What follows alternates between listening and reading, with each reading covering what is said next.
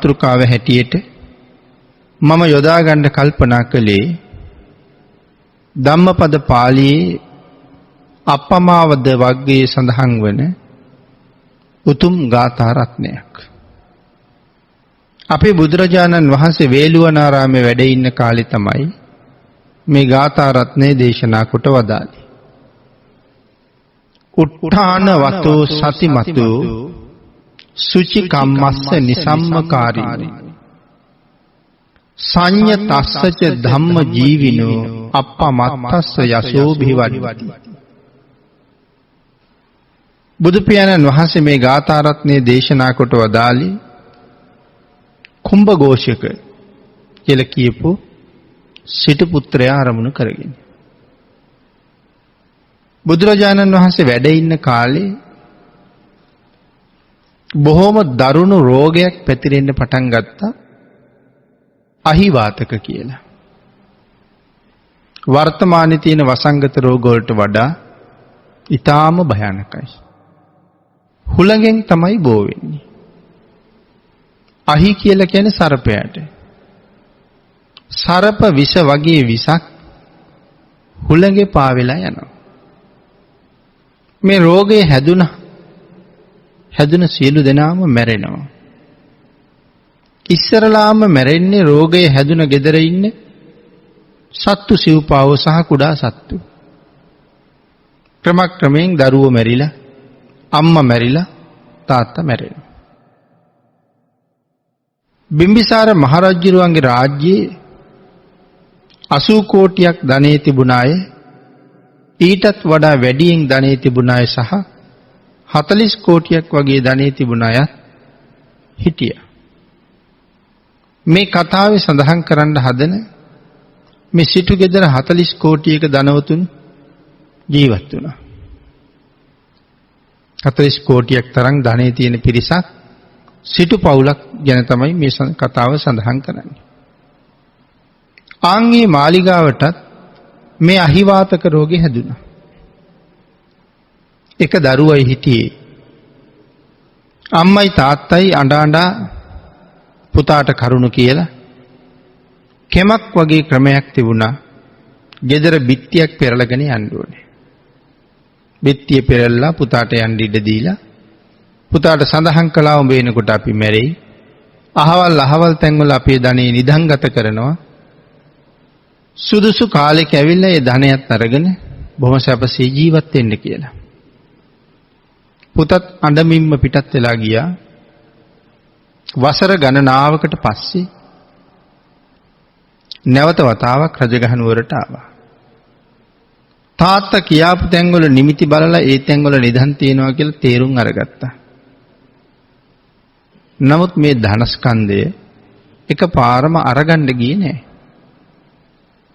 මොකද බොහෝම ඥානවන්තයි.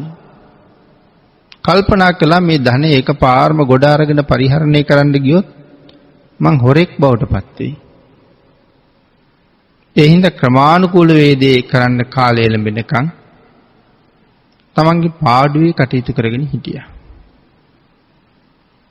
මෙහෙම කටයුතු කරගෙන ඉන්නකොට ඉතින් රැකියාවක් හැටියට කුලීකාරයන් නිදන වීදියේ කුලීකාරයන් උදේට ඇහැරවන්න තමයි රැකියාව ලැබුණේ. පාන්දරම නැකිලා ඇහැරවනවා. වීදියේ දිගේම ගිහිලා ඔක්කොටම ඇහැරවනවා. ඉතින් ඒකට හයියෙන් කෑ ගහනවා යා.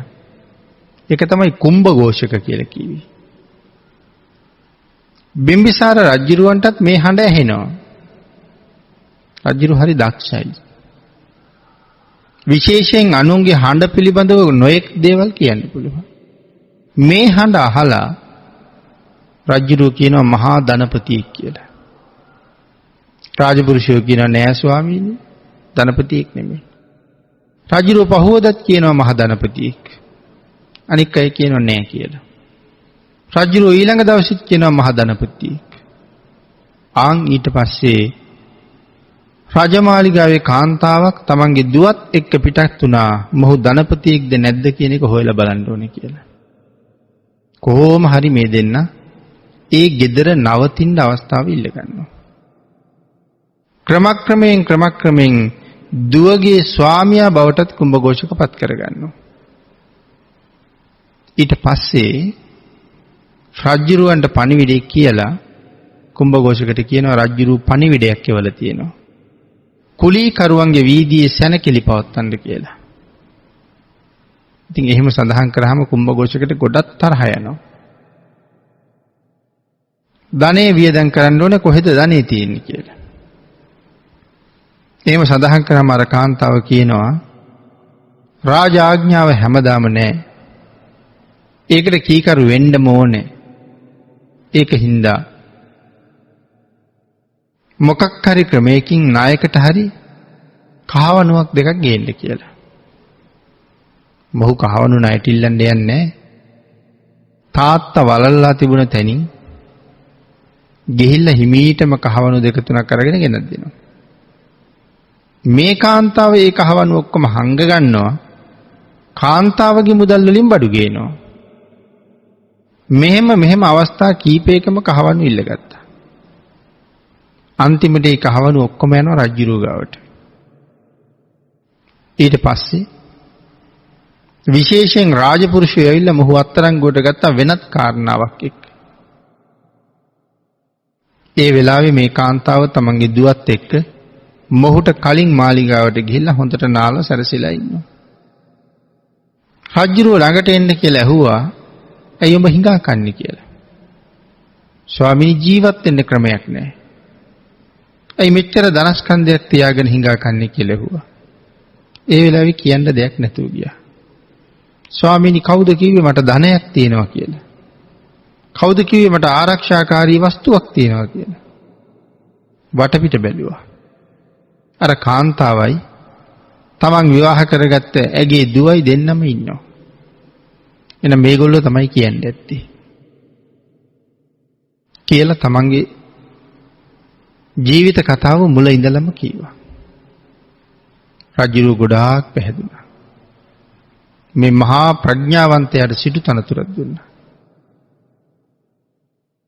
මෙන්න මේ සිටු තනතුරත් ප්‍රධානය කරලා ওই කාරණාව මුල් කරගෙන තමයි මේ ධර්ම මාතෘකා කරගත්ත ගාථාව දේශනා කළේ. උත්ථානවතෝ සතිමතෝ සුචි කම්මස්ස නිසම්මකාරිනෝ සංඤ තස්සත ධම්ම ජීවිනෝ අප්පමත්තස්ස යසෝභි වඩ්ඩති. යසස මනාව වැඩෙන පුද්ගලයා කොයි වගේද කියලයි මේ සඳහන් කරන්නේ. කීර්තිය ഘോഷාව සමාජයේ පුරා යමෙකුගේ පැතිරෙනව නම් ඒ පුද්ගලයාගේ චරිත ස්වභාවය කොහොමද කියන එකයි මේ ගාථාවෙන් සඳහන් කරන්නේ. උත්තානවතු නැගී සිටින්න වෙර ඇති බව. උත්තානවතු කියලා කියන්නේ නැගී සිටින්න වීරිය තියෙන බව. කුසීතකම යටපත් කරලා යහපත සඳහා කයසිත දෙකේම බලය යොදවලා වීරිය වඩන එකට කියනවා උත්තානවතු කියලා. සතිමතු. සතිමතු කියලා කියන්නේ මනාව සිහියක් තියෙන්න ඕනේ. තමන් කරන කටයුත්ත පිළිබඳව, එළඹිලා ඉන්න කාර්ය පිළිබඳව, එළඹෙන්න තියෙන කාර්ය පිළිබඳව හොඳ සිහියක් තියෙන්න ඕනේ. මේ සිහිය හරියට නැත්තම් මේ ජීවිතේ බොහෝ දේවල් මගහැරෙනවා. සිහිය හරියට නැත්තම් ජීවිතේ පවා විවිධ අනතුරු වලට භාජනය වෙනවා. ඉතින් හැමතැනම මනාව සිහියක් අවශ්‍යයි. විශේෂයෙන් පිළිතුරු උත්තානවතෝ කියහම කාරණා කීපයක් ගැන අපිට සාකච්ඡා කරන්න පුළුවන්. ආරබත, නික්කමත, යුඤ්ඤත. ආරම්භව, නික්මෙව්, යෙදෙව්. ආරම්භක ධාතු, පරක්‍රම ධාතු, නික්කම ධාතු. තවත් කාරණා තුනක් පැහැදිලි කරනවා. ආරම්භක ධාතු කියලා කියන්නේ පටන් ගැනීමේ වීරිය. යම් වැඩක් පටන් ගන්න අවශ්‍ය විශේෂ වීරියක්. අපි කියමු කෙනෙක් පාඩම් කරනවා කියලා. පාඩම පටන් ගන්න පාඩමට යෙදෙන්න විශේෂ වීරියක් තියෙන්න ඕනේ. ඒකයි මෙතන ආරම්භක ධාතු කියලා කිව්වේ. ඊළඟට පරක්කම ධාතු.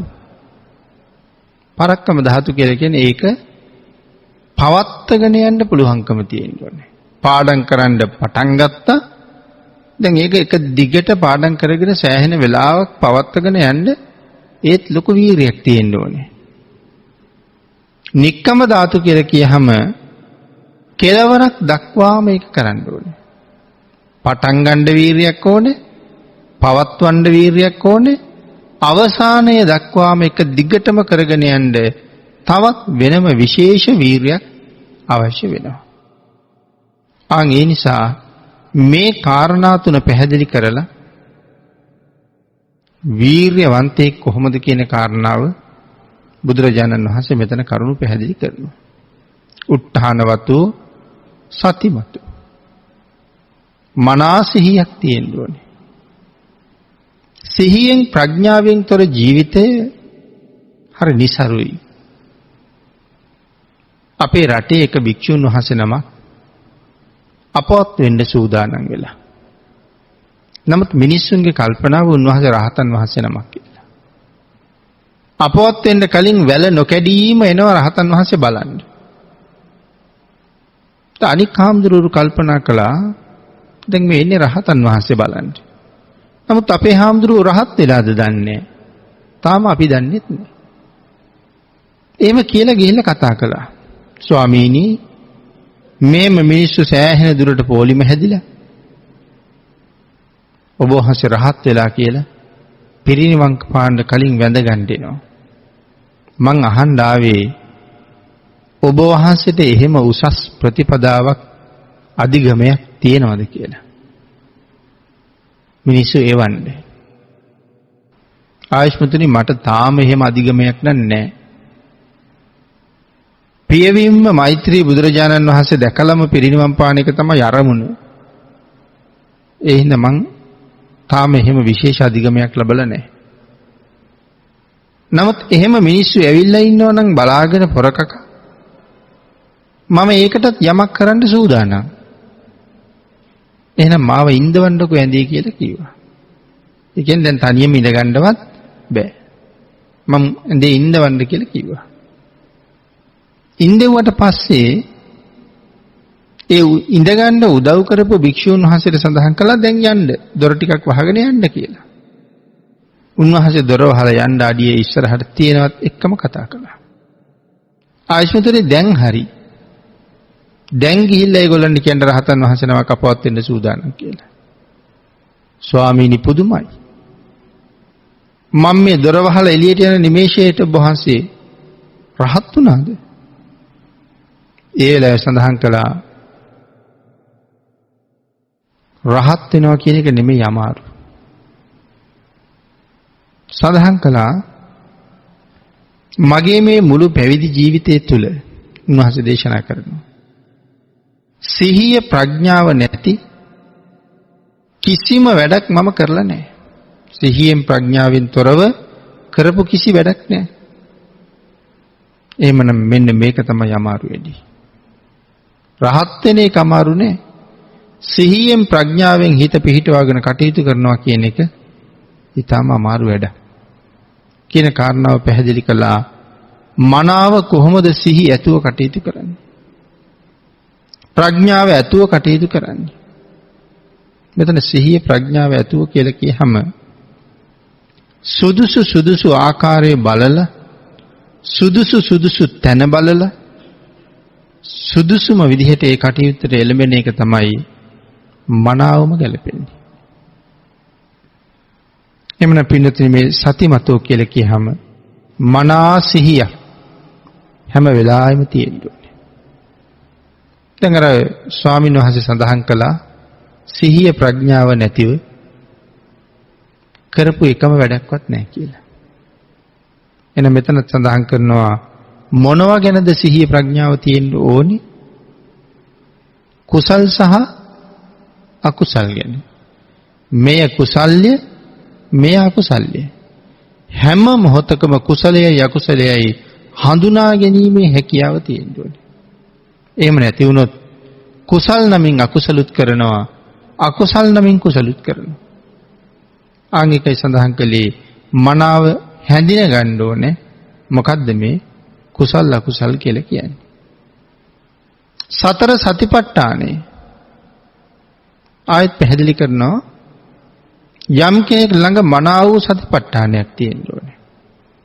වෙනතේ ඒකනම් හැම කෙනෙක් ළඟම තිබිය යුතුයි කියලා දේශනා කළේ. බුදුරජාණන් වහන්සේ කුරු රටටම වැඩලා මේ උතුම් සතිපට්ඨානයේ දේශනා කොට වදාළේ ඒ දේශනාව මනස තුල එක්ස්ප්‍රෙස් කරලා තියාගන්න පුළුවන් සුදුසුම මිනිස්සු කොට්ටාසය හොයාගෙන ගිහිල්ලා තමයි දේශනා කොට වදාළේ. ආන් එහෙමනම් මේ සතර සතිපට්ඨානය හැමෝටම අවශ්‍යයි. එදිනෙදා කටයුතු කරනකොට හැම කටයුත්තක්ම සිහියෙන් ප්‍රඥාවෙන් කළ යුතුයි. අතින් යමක් කරනවා නම් දැන් අතින් වැඩක් කරනවා.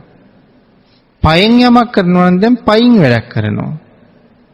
කරන කාර්ය තුල තමන්ගේ සිත එක්ස්ප්‍රෙස් කරලා තියාගන්න ඕනේ. බාහිරට යන්නේ නැති වෙන්න. එතකොට වෙහෙසත් අඩුයි. ඇති වෙන කම්මැලි ගතියත් අඩුයි. සසර බිය නිසා බොහෝ කටයුතු කරගන්නවා.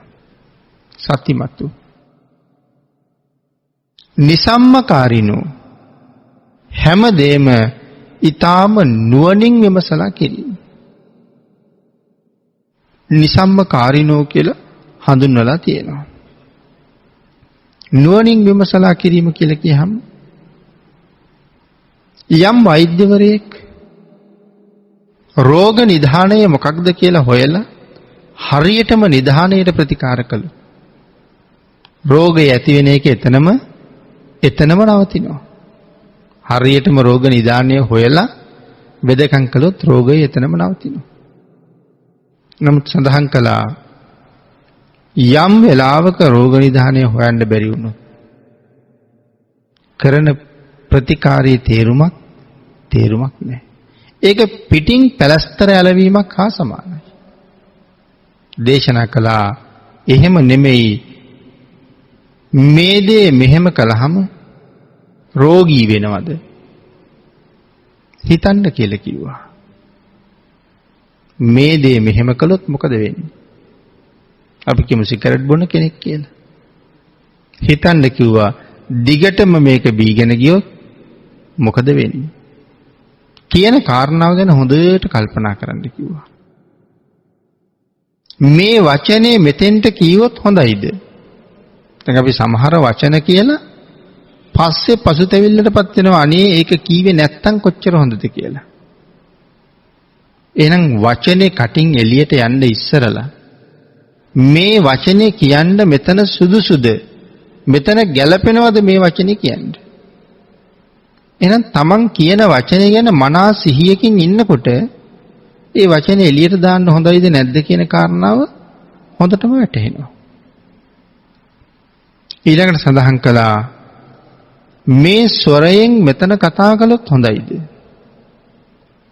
බෝධිය ගාවට ගිහිල්ලා, චෛත්‍ය ගාවට ගිහිල්ලා හයියෙන් කතා කරනකොට කෙනෙකුට හිතෙන්න පුළුවන් බුදුරජාණන් වහන්සේ ළඟ එහෙම කෑකෝ ගහන්න එක වටිනවද කියන කාරණාව හිතලා හැම වෙලාවෙම උත්සාහ කරන්න ඕනේ මනාව සිහියෙන් වැරදි අවමයෙන් සිද්ධ කරගන්න. සිහියෙන් ඉන්න ඕනේ වරදින ප්‍රමාණය අවමයක් වෙන්න ඕනේ. මේ කවුරු ගැනද අපි කතා කරන්නේ? යසස මනාව වැඩෙන පුද්ගලයා ගැන. කීර්තිය ഘോഷාව වැඩිම පැතිරෙන්නේ කවුරු ගැනද? ආන්ගේ පුද්ගලයා ගැන තමයි මේ කතා කරන්නේ. යමෙකුට එහෙම වෙන්න උවමනාවක් තියෙනවා නම් තමනුත් මෙන්න මේ අති ගති ගුණේ පිහිටන එක හරි වටිනවා. සංයතස්සච ධම්ම ජීවිනු. මෙතන සංයතස්සච දැමුණු ඉන්ද්‍රියන්. මොනවද දැමුණු ඉන්ද්‍රියන් කියලා කියන්නේ? සිතයි, කයයි, වචනයයි. මෙන්න මේ ඉන්ද්‍රියන් තුන මනාව দমনය කළ ගත යුතුයි.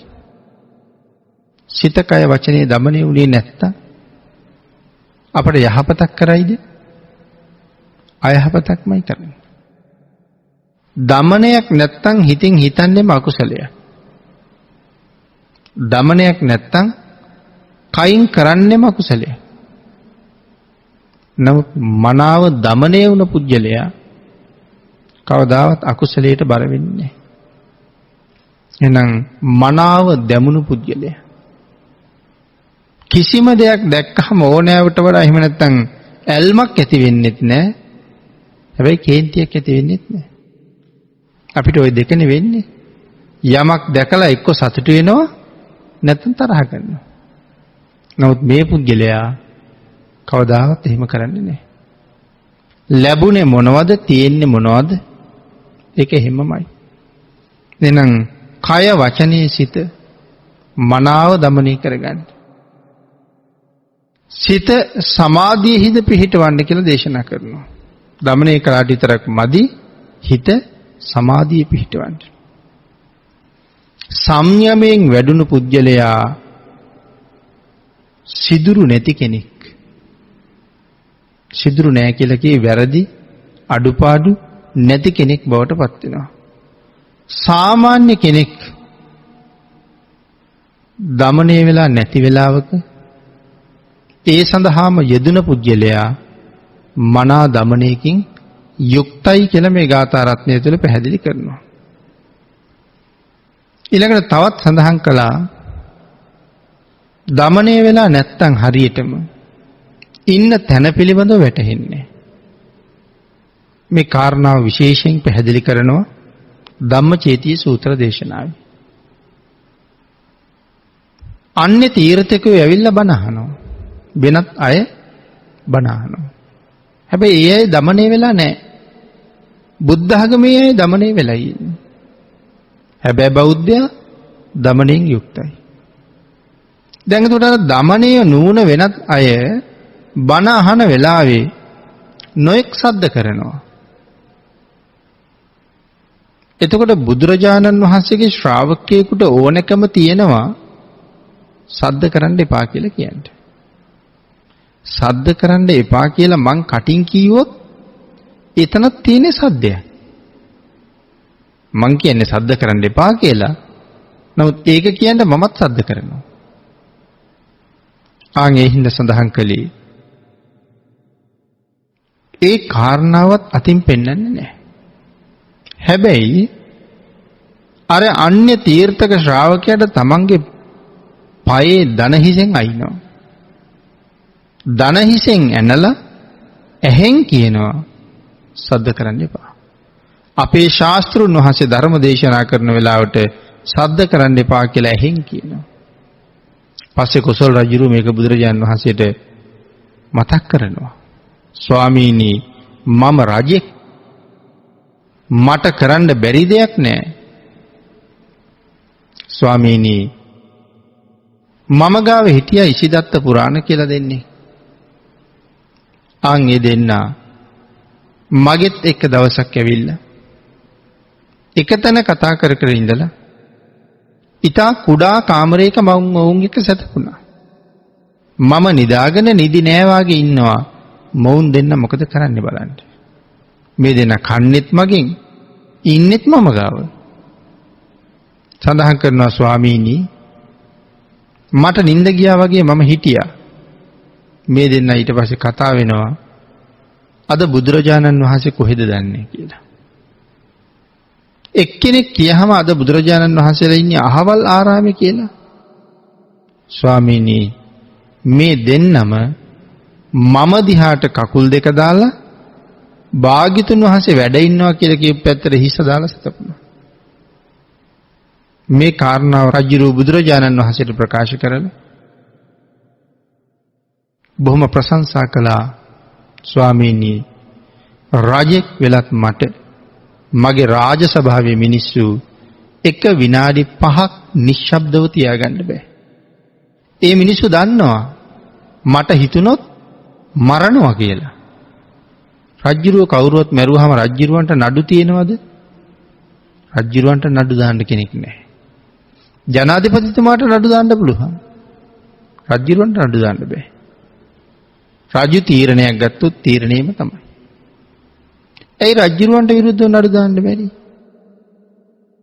රජුරුව කියලා කියන්නේ රටේ අයිතිකාරයා. රජුරුව කියන්නේ රටේ අයිතිකාරයා. එතකොට මේ අයිතිකාරයා මොනව කරාම මොකද? එතකොට ජනාධිපතිතුමා කියලා කියන්නේ අයිතිකාරයාද? ජනාධිපතිතුමා කියලා කියන්නේ පාලකයා.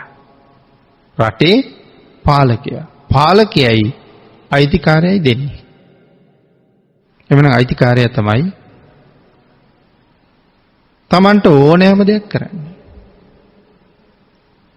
එමනම් මෙතන සඳහන් කළා මනාව සංයමයට පත් වුණ කියලා. කොයි තරම් වටිනවද? ස්වාමීනි මම මේ රටේ අයිතිකාරයා වෙලා මට මේගොල්ලෝ මරන්නත් පුළුවන්. ඒ වුණාට එක විනාඩි 5ක් මගේ රාජසභාව නිශ්ශබ්ද කරවන්න මට බෑ ස්වාමීනි. නමුත් බුදුරජාණන් වහන්සේ වැඩ ඉන්න තැන දහස් ගණන් දසදහස් ගණන් භික්ෂූන් වහන්සේලා වැඩ ඉන්නවා. ස්වාමීනි ඉදි කටුවක් බිමට වැටෙන හඬත් ඇහෙනවා. මේ දහස් ගණන් භික්ෂූන් වහන්සේලා ළඟ කිසිම හැලහොල්මනක් සද්දයක් නැහැ. තමන්ගේ හුස්ම වැටෙන හඬ විතරක් Tamanට ඇහෙනවා. සියලු දෙනාම මොකද කරන්නේ? සියලු දෙනාම කරන්නේ භාවනා කරන්නේ. නමුත් ඒ පිරිස එතෙන්ට හික්මවන්න බුදුරජාණන් වහන්සේ කෝටුවක් පාවිච්චි කළාද? එහෙනම් දිග කෙවිතක් පාවිච්චි කළාද? ඒකක්වත් නැහැ. එහෙනම් කොහොමද හික්මවන්නේ ඇත්තේ? ධම් දේශනා කරලමයි. මේ ලෞතුරා දහම යමෙකුගේ හිතට වැදුනොත් මනාව චිත්තසංතානය තුල පිහිටියොත් ආන් ඒ පුජ්‍යලයා ලබන්නේ උතුම් ජයග්‍රහණයක්මයි. එhmenan සංයතස්සච කියන කාරණාවෙන් මේ වාගේ කරුණු ගණනාවක් සාකච්ඡා කරන්න පුළුවන්. ධම්ම ජීවිනෝ මොකද මේ ධම්ම ජීවිනෝ ධාර්මික දිවි පැවැත්ම. ගිහි කෙනෙක් නම් පවින් වැළකීලා ධාර්මික ධනෝපායන ක්‍රම 5ක් විතර භාග්‍යතුන් වහන්සේ දේශනා කළා. ධනය උපයන ධාර්මික ක්‍රම. මොනවද ධනය උපයන ධාර්මික ක්‍රම? ධාර්මික ක්‍රම හැටියට දේශනා කළා ගොවිතැන, වෙළඳාම, සත්ත්ව පාලනය. ඒ කියන්නේ ධාර්මික සත්ත්ව පාලනය කියලා කියවේ ඉන්දියාවේ තිබිච්ච ගව පාලනය. එතකොට ගොවිතැන, වෙළඳාම්, ධාර්මික සත්ත්ව පාලනය, ධාර්මිකව රැකියාවක් කරලා ලබාගත් මුදල මේ ආදි වශයෙන් කාරණා මේ ධාර්මික ධනෝපායන ක්‍රම හැටියට පෙන්වුම් කරනවා. ගිහි කෙනෙක් නම් මෙන්න මේ ධාර්මික ක්‍රමවලින්ම ධනය හොයන්න ඕනේ. ආන් එදාට තමයි ඔහු ධාර්මිකව ජීවත් වෙනවා කියලා කියන්නේ. පැවිද්දෙක් නම් සඳහන් කරනවා එක්විසි අනේසනයන්ගෙන් මිදිලා මනාව සිල් ගුණ ආරක්ෂා කරගෙන යම් පැවිද්දෙක් කටයුතු කරනවා නම් ඒ ඊටා ධාර්මිකයි කියලා. ඊළඟට බුදුරජාණන් වහන්සේ පැහැදිලි කරනවා අප්පමත්තස්ස. මොකද්ද මේ අප්පමත්තස්ස කියලා කිව්වේ? අප්‍රමාදී බව, පමා නැති බව, වහවහ යහුසුළු වෙන බව, ඊටාම උනන්දු වෙන බව, ඊටාම ඉක්මන් වෙන බව. මේ කටයුතු ඔක්කොම මේ අප්පමත්තස්ස කියන එක ඇතුලේ තියෙනවා. සත්තු අතර වර්තමාන ලොකුම සත්වයා අලියා. එහෙම නැත්නම් ඇතා. මිනිස්සු අතර දෙවියන් අතර ශ්‍රේෂ්ඨතම උත්තමයා බුදුරජාණන් වහන්සේ. සත්තුන් අතර අලියා වගේ සත්තු, මිනිසුන් අතර බුදුරජාණන් වහන්සේ එහෙම සඳහන් කළා මේ සත්ත්ව ලෝකයේ සත්වයන්ගේ තියෙනවා නම් යම් අඩියක් මහ පොළොවේ පිහිටවන අඩිය ආන්ගේ පිය සටහන ඇතුලේ මේ ලෝකේ ඉන්න අනික් සියලුම සත්තුන්ගේ පිය සටහන තියන්න පුළුවන් කියලා. ඇතෙක් යම් තැනක කකුල තියලා ගත්තාම ඒ ඇතාගේ පාද ලකුණ ඇතුලේ මේ ලෝකේ ඉන්න අන් සියලුම සත්තුන්ගේ පාද තියන්න පුළුවන්. එහෙමනම් සත්ත්ව ලෝකේ විශේෂයෙන් සඳහන් කළ දෙපා සතුන් අතර උසස්ම කෙනා බුදුරජාණන් වහන්සේ. භාග්‍යතුන් වහන්සේට වඩා උසස් අය ලෝකේ කොහෙවත් නැහැ. ඊළඟට කුසල් ලෝකේ උසස්ම කුසලය අප්‍රමාදී. හැම පින්කමක් සඳහාම හැම කටයුත්තක් සඳහාම අප්‍රමාදී විය යුතුයිනේ. යමෙක් ප්‍රමාද වෙනවනම් ප්‍රමාදී පුජ්‍යලයා හැමදාම පිරිහිච්ච කෙනෙක් බවට පත් වෙනවා. එහෙමනම් පින්නතේ අපේ ශාසනයේ මෙන්න මේ අප්‍රමාදේ කියන වචනය බොහෝම ගරු කරලා තියෙනවා. යම් කෙනෙක් ළඟ මෙන්න මේ කතා කරපු උතුම් ගතිගුණ තියෙනවා නම් ඒ පුජ්‍යලයාගේ යසස මනාව වර්ධනය වෙනවා. එහෙනම් මොන ගතිගුණ තියෙනවද පුජ්‍යලයා ළඟ? උට්ටානවතු, උට්ටාන වීරිය තියෙනවා. සතිමතු මනාව සිහියක් තියෙනවා. සුචිකම්මස්ස ඒ කියන්නේ පිරිසිදු කර්ම. සුචි කියලා කියන්නේ පිරිසිදු. අසුචි කියලා කියන්නේ අපිරිසිදු. එහෙනම් මෙතන කියවේ සුචිකම්මස්ස නිසම්මකාරීන. යමෙක් පිරිසිදු කර්මවල යෙදෙනවද? පිරිසිදු ක්‍රියාකාරකම් වල යෙදෙනවද? අකුසල කටයුතු වලින් බැහැර වෙලා කටයුතු කරනවද? අකුසලයේ වළක්වාගෙන යටපත් කරගෙන කටයුතු කරනවද? අකුසල් යටපත් කරලා තියෙන තාක්කල් ඔහුගේ ක්‍රියාව තුළ මනාව වූ පිරිසිදු බවක් තියෙනවා. මෙතන සඳහන් කරනවා යම් කෙනෙක් නින්දට ගියපු වෙලාවේ ඉඳලා එහෙම නැත්නම් තමන් අවදි වෙච්ච වෙලාවේ ඉඳලා නින්දට යන වෙලාව එනකම්ම සිතේ ප්‍රඥාවෙන් මනසිහියෙන් කටයුතු කරනවා නම් ආන් එවන් අය මහත් වූ යසසක් ලබන අය. එවන් පුද්ගලයන්ගේ යසස මනාව වැඩෙනවා. මනාව දියුණු වෙනවා. මනා පිළිගැනීමකට භාජනය වෙනවා. උත්සාහවත් වෙන්න ඕනේ. මනා සිහි කල්පනාවක් තියෙන්න ඕනේ. පිරිසිදු කර්මාන්තවල යෙදෙන්න ඕනේ. දමනය කරගත්ත ඉඳුරන් තියෙන්න ඕනේ. දමනය කරගත්ත ඉඳුරන් කියලා කියහම සිතයි, කයයි, වචනයයි මනාව දමනය කරන්න ඕනේ.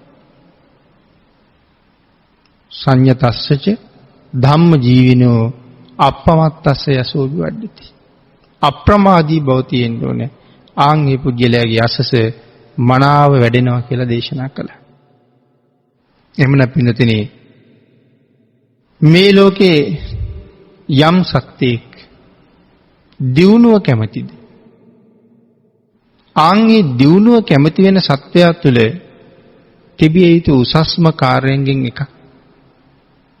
යමෙක් දියුණුව කැමති නම් ඒ පුජ්‍යලයා තුළ විශේෂයෙන් තියෙන්න ඕනේ සිල්.